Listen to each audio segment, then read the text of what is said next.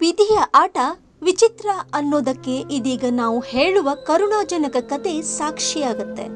ತನ್ನ ಕರುಳಿನ ಕುಡಿಯನ್ನ ಉಳಿಸಲು ಹೋದ ತಂದೆಯು ಇದೀಗ ವಿಧಿಯ ಪಾಲಾಗಿರುವ ಕರುಣಾಜನಕ ಕತೆ ಇದು.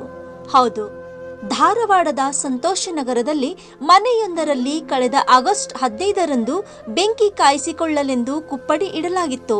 ಈ ವೇಳೆ ಅಲ್ಲಿಯೇ ಆಟವಾಡುತ್ತಿದ್ದ 4 ವರ್ಷದ ಅಗಸ್ತ್ಯ ಟಿನ್ನರ್ ಬಾಟಲಿಯನ್ನು ಕೆಡವಿದ್ದ.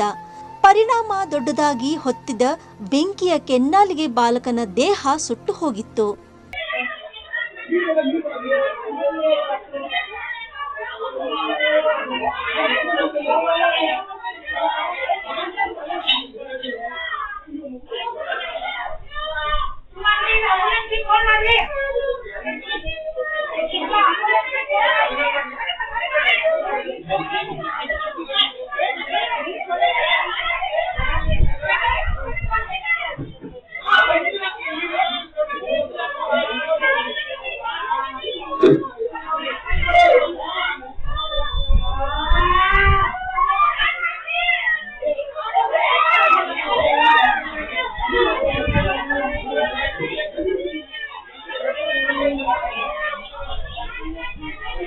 ತನ್ನ ಕಂದಮ್ಮನನ್ನು ರಕ್ಷಿಸಲು ತಕ್ಷಣ ಧಾವಿಸಿದ್ದ ತಂದೆ ಚಂದ್ರಕಾಂತನಿಗೂ ಬೆಂಕಿ ಆವರಿಸಿ ಸುಟ್ಟು ಗಾಯಗಳಾಗಿದ್ದವು.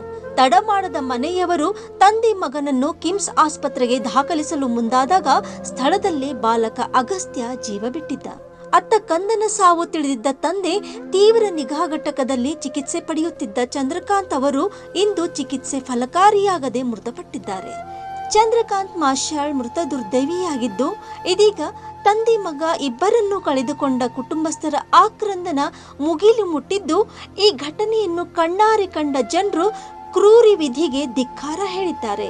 ಅಷ್ಟೇ ಅಲ್ಲ, ಮಕ್ಕಳಿದ್ದ ಮನೆಯಲ್ಲಿ ದೊಡ್ಡವರ ಜಾಗೃತಿ ಬಹುಮುಖ್ಯ ಅಂತ ಮಾತಾಡಿಕೊಳ್ಳುತ್ತಿದ್ದಾರೆ. Rise of news, Dharwad.